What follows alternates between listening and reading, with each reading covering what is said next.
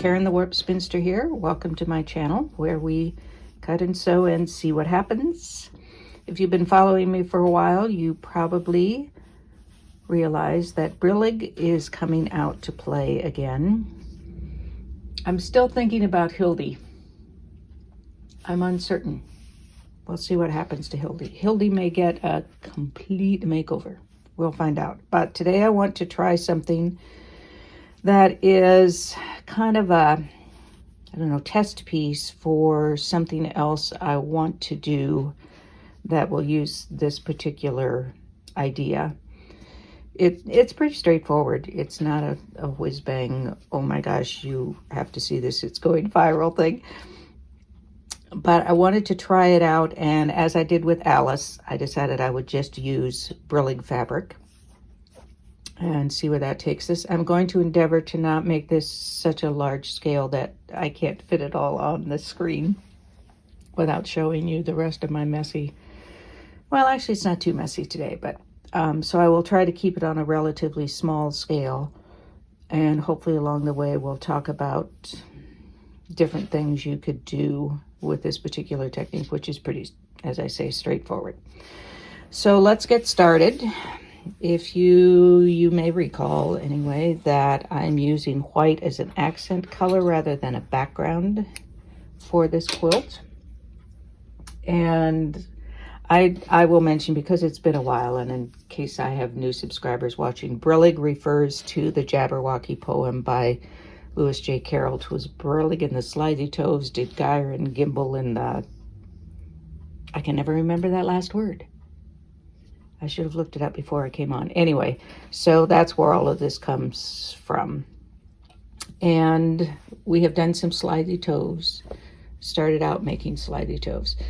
So this is the accent fabric, and then these others colors are actually what are the majority of the quilt is going to be these particular colors. So these may be background, they may be major focal points.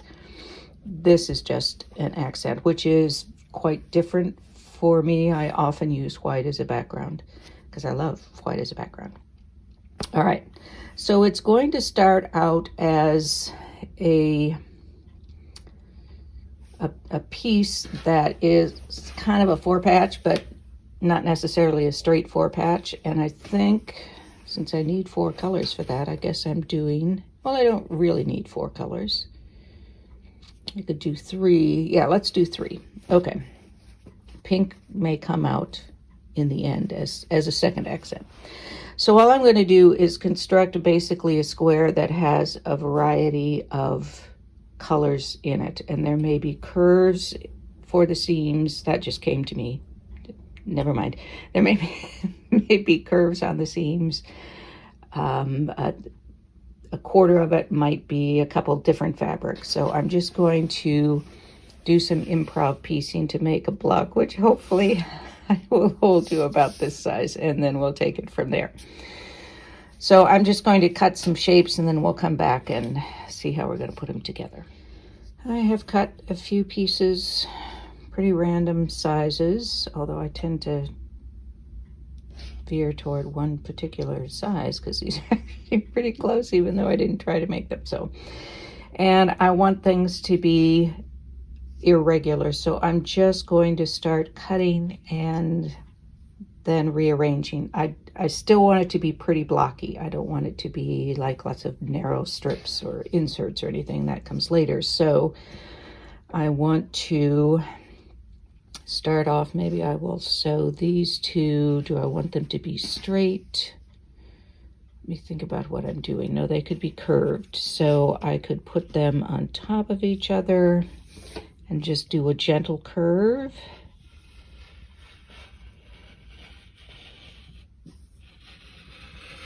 And then sew that together. And I will put a link in the description to the video that shows how I do curves. So, but just as a quick refresher, I'm going to mark where this starts. Actually, I'm going to make a kind of a registration mark just in from that point, because points can be hard to figure out if you have to leave a dog ear and how much of a dog ear, etc. Try to have convex on the top. Needle down, go slowly. Make sure it's 1/4 of an inch at the needle, not at the front of the presser foot. So I will come back with that. Now I want to introduce some green. I don't really want an intersection here. I don't want it too 4-patchy, so I might do these 2 pieces together, and I'll give myself plenty of room to shift it around and see where exactly I want that intersection to go. And do I want this to be a curved seam or a straight seam? I think I want it to be a really gentle curve. I mean really gentle, barely discernible curve. And if this one's going this way, do I want this one to go that way? Let's do that. See if I can actually manage that. I'm doing this and going this way. All right, but very, very gentle. Barely discernible as straight. So it'll look kind of like she just doesn't know how to sew a straight seam. All right, so I'm going to sew this, and we'll come back and make a final decision about how we place this and put those together. And that I am just doing, I want some balance, but I don't want it symmetrical. I am generally not a symmetrical person, although sometimes I have to do that for my sanity, as some of you have seen the last couple of weeks. And notice that I was being quite ordered and not really symmetrical, but quite ordered. All right, so in this, coming back, deciding on the seam, and then we'll go forward. I decided that I want this seam to be straight, i.e. not curved, but I do want it to slant a bit. So I'm going to overlap these 2, and I'll just cut the same angle here. I can make it as acute as I like or not. And I will say that these 2 curves, especially this one, are quite gentle. And if you're thinking that you can't do curves or you're hesitant to try them, start with really gentle curves to give you the confidence that you can do it, because you can do it, I promise. All right, so I'm not looking at a set size of blocks, so I can change this however I like. Let's just go with that, because that edge is even. It doesn't matter, but, and if it isn't quite even when I finish sewing, we're going to trim it up eventually anyway. Okay, here we go. Last seam for the base. I'm just going to square this up. Oftentimes I will not square up at this point because I want to leave myself options if I'm going to put this into a quilt that, say, might want curved edges on blocks, but I'm doing pretty straight edges between blocks on this particular quilt, so far anyway. So I'm going to square it up, and I am following, I cut one as straight as whatever I decided straight was, and then just kept turning, and each time I turn, in order to make it square, I'm lining up the side that I just cut with a horizontal line on my ruler, perpendicular line, so that it's going to be straight and square in the end, for now. Now, and look, I kept it at a reasonable size for y'all. Aren't you proud? Now what I want to do is cut through with just straight lines of white. Can be varying widths. They're going to be at different angles. I don't want them to cross. I just want them to, I could have one straight. I could have one at a pretty acute angle, but I want to put in 3. because 3 is a good number. Odd numbers are good. I could do just 1. It would be fine. I could do 5, but they'd be pretty crowded.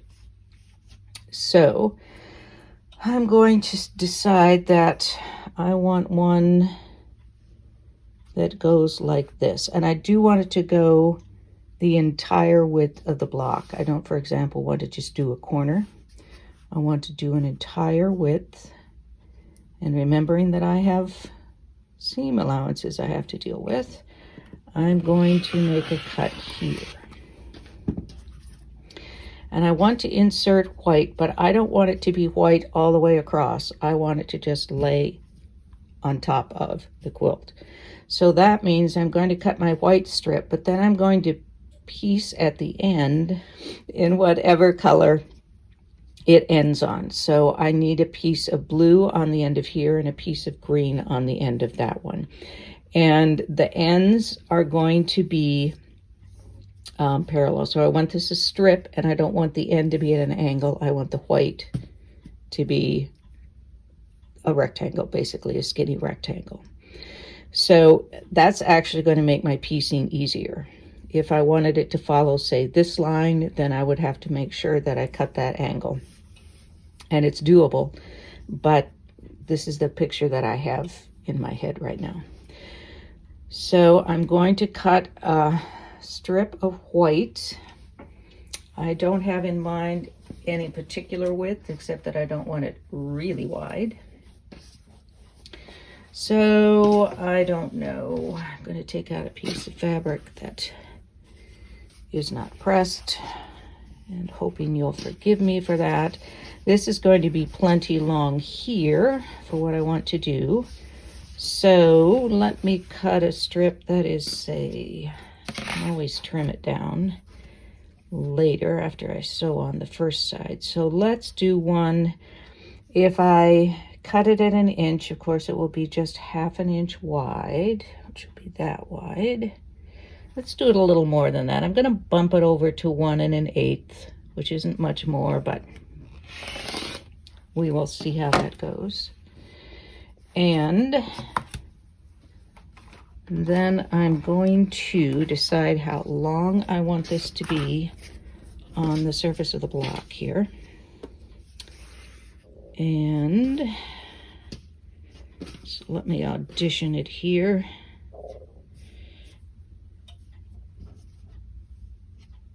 And let's say I want it to be about that long. You can see I'm being very precise in what I'm doing here. And before I stitch it into the block, I will need to stitch the colors on the end. Okay, and this is going to be, maybe I don't want it that wide. Yes, that'll be fine. We are testing things out, trying them out. And in the tradition of the Alice quilt, if you are not familiar with our friend Alice, who was entered in, I have submitted it for the QuiltCon show, by the way, the Modern Quilt Guild show. We'll see if she makes it. I lost a thought there. Yes, if you are not familiar with the Alice quilt, I will put a link below to the playlist for Alice. This is similar to that in that as I'm doing some test runs for some other blocks or trying things out, I'll use the same fabrics and then just figure out how to put them all into a quilt later. All right, so I'm going to have blue at the end here and green at the end here so that it looks like this is just laid on top. I have some leeway here as to how exactly I want this placed, but I am remembering that I'm going to have a seam over here and here, so it's going to be probably more in the center. And cut that about in half. Yes, that will work. Now, here are a couple of challenges. One is I do want this to match up. This is probably never going to match up if I match this up because, remember, we don't have seam allowances on this, and this was a curve. So this is just not going to match up unless I were to match this up and then cut and splice something in so that I can, I mean, it's just, no, it's not worth it to me, but I do want that to be lined up. So first I'm going to stitch this on, and then I will match up that angle on the seam. And it's always a little trickier when you are dealing with a slant, a diagonal, but it is doable. Then we'll come back. We have a couple more to place here. Here we have it, and actually this turned out better than I had hoped. You could sort of follow the curve through that, so yay, yay, yay. Now, this is square. The angle the camera's sitting at actually is making it look like it isn't, but I'm just going to trim this up while we talk about next steps, or what else we could have done. Now, of course, we could have extended the white all the way across, and that would have meant we didn't have those issues of matching things up, but I wanted it sitting on top. You could do any kind of fabric through here. If I were doing Alice, I would probably do a black and white stripe. So, lots of different choices. Of course, your base could be all kinds of things. You could do a circle or any odd shape that you wanted to, and it would be fine. And I'm going to clean this up. Pardon the noise for a moment. Have I shown this to you? I think I put it on in my newsletter once, but this is a little tabletop crumb vacuum.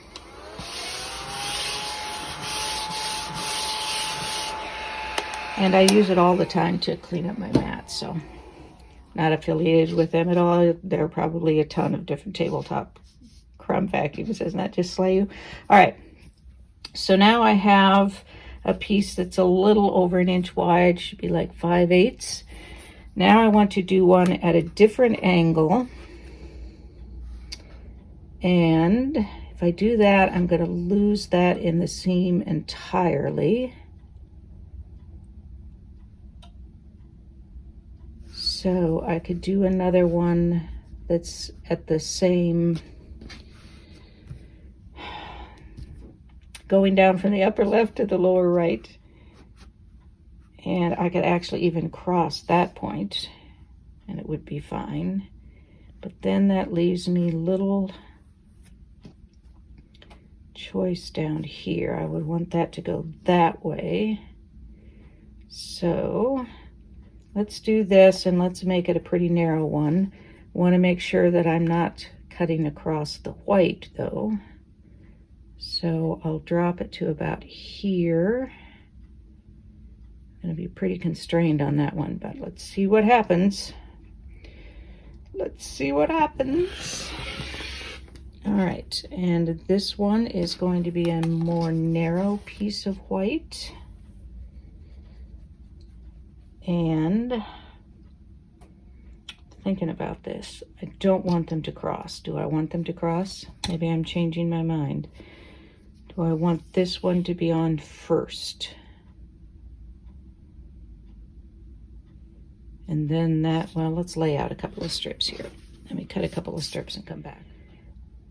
So I have questions.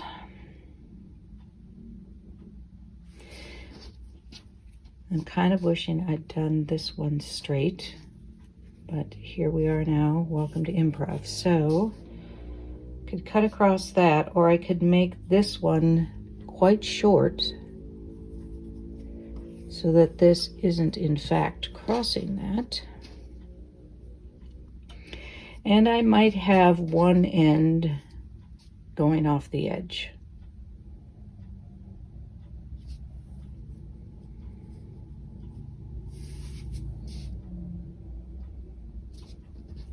All right, that is what we are going to do. So that one comes off for now. I want this one to be a pretty short piece.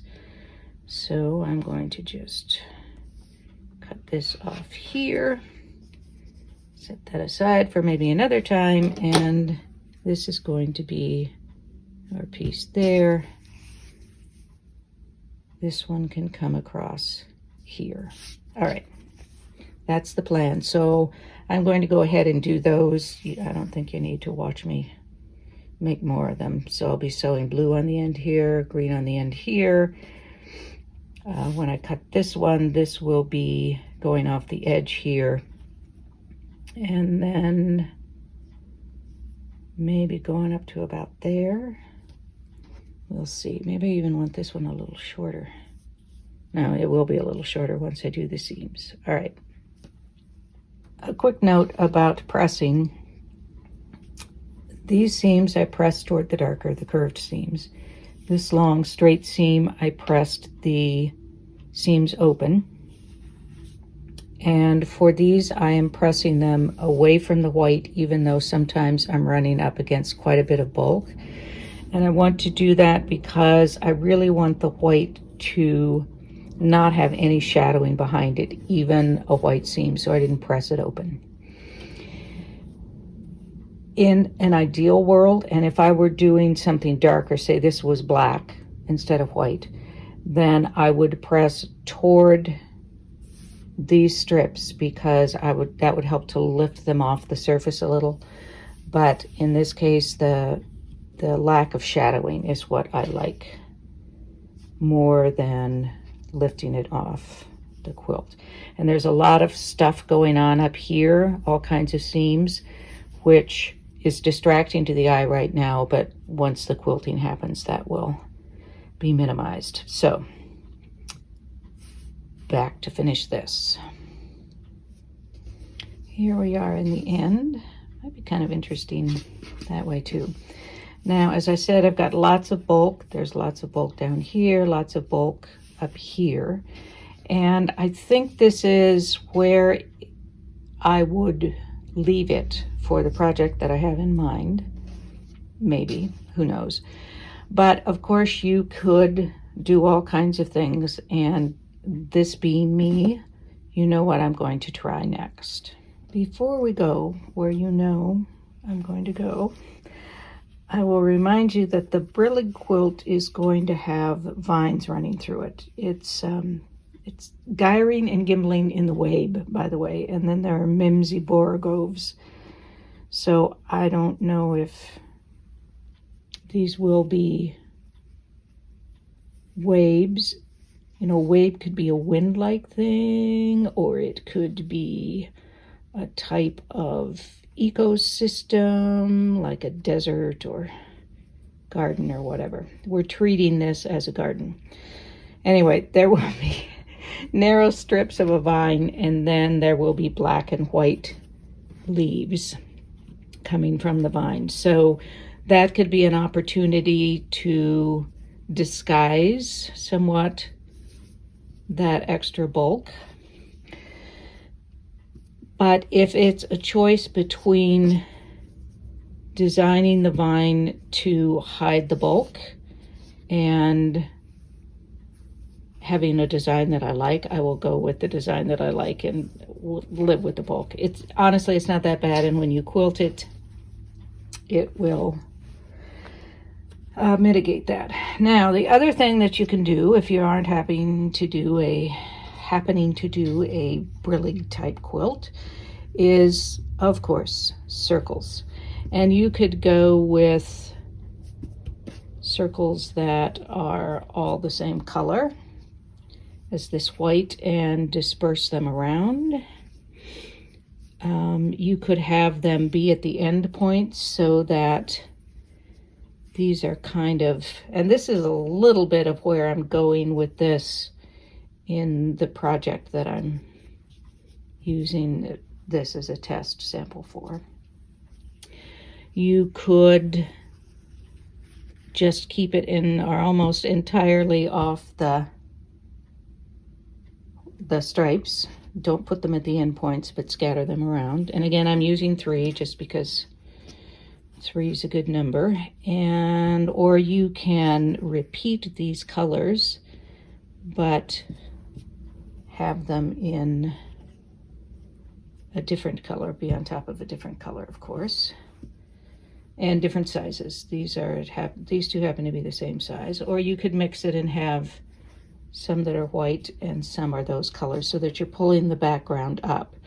If you want to have just really that accent pop, then you would probably want to go with the white. Or I suppose another way of looking at it is that if these are sort of blending in with the background, then the white pops more. And this is kind of more of a, I don't know, almost harlequin kind of effect. I don't know why that strikes me as being harlequin. Or you could use, in our case, for Brillig pink, and end up using all different colors across it. So lots of options. You could use different shapes, if you want to applique some triangles on there, whatever, that works as well. So that was my plan for the day. As I said, nothing particularly innovative or viral producing, but I really kind of like the pink in some ways. I would want to see more of them on it, I guess. But I also like the various colors. I almost, the white, and of course, let me know what you think. The white is almost too blah. It's, I don't know. I really like it better with different colors. I have little teeny tiny. I could overlap as well, so that I have white on top of blue, or vice versa. Larger white circle here, which would add some more interest to it as well. And bring in the white as the accent, because it's not your main piece happening there. So that's a possibility. You could put one on top. Trying to avoid looking like an eyeball. Blue-eyed person with pink eye. I would not wish that on anyone, so the pink eye. Blue eyes are lovely. Okay, or all kinds of possibilities. And you could do an entire quilt. I think this might be a fun quilt to do. I'm looking at sticks and stones here. So what do you think? Let me know, of course, as always, what you think in the comments. I appreciate your comments and your likes and subscriptions and whatnot. That is it for this piece this week. I do have a couple of updates for you. Set that aside for the moment. I have finished piecing, and it comes out here. So that has gone into the queue for quilting. It's a ways down on the queue, though. I'm behind on quilting. I'm waiting for some thread, but I think it's been shipped, so hopefully it will be soon. This is the first piece. I have started piecing my next one, which as yet does not have a name, but I'll just call it progress for the moment. And I've just gotten these are basically reverse applique. I'm using applique piecing on this. And so that one is in the works. All the templates are done and cut out, and I've started with the dark teal, and I will just progress as it goes. As I'm making each of these, this one is my fifth one, I think. Fifth or sixth. Might be sixth. Anyway, I'm learning more as I go on how best to do the applique piecing or whatever I want to do to put together the quilts that I've designed, which may not be the same for someone doing a different type of design for the quilt. So I am learning things that will help me in the designing, but also in the construction. So hopefully I am getting better with each one that I do. I do have, I've got a little bit of an update on the Christmas Mishmash quilt. I've done a couple more embroidery blocks. This one, I have to do the pressing and remove my centering lines, but it was kind of nice to have a little floral in one of them. And then I also did another sentiments and did happy holidays, it has come to my attention the last couple of days that I guess my main embellishment color is going to be red rather than green or gold, I guess. I don't know. And I did also applique this Dresden plate block. And as you can see, I put red in the center, so apparently that's going to be my focal color. And I really do love it on this background. I wish I had bought a whole bolt of this background, or a couple of bolts. So I am making progress on the Christmas mishmash quilt. I'm doubting it's going to be this year, but at least I am making progress. It may be slow, but it's steady progress. I just love this piece. I wish I did find some of this fabric, but I think like this gold is probably long gone. It's from who knows how many years ago.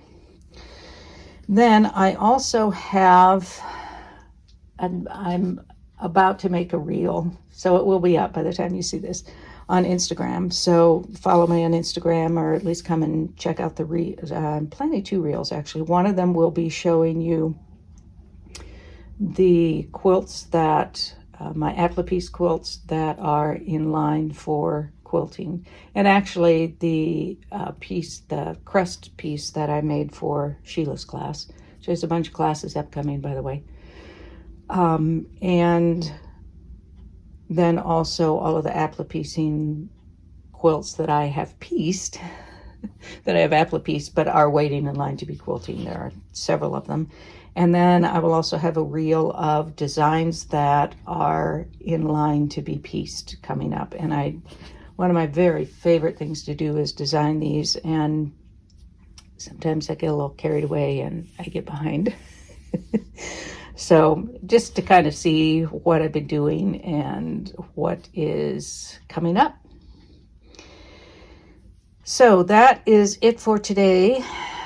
Next week, I may be doing more brillig. I have a couple of other things I want to try out, and I may do them in brillig, or I may just start out from scratch and just start working on the quilt that I have in mind. I don't know. We'll see. But hopefully I will have something in mind next week. I hope to see you then. And in the meantime, be well, be safe, be happy, be quilting. Peace out.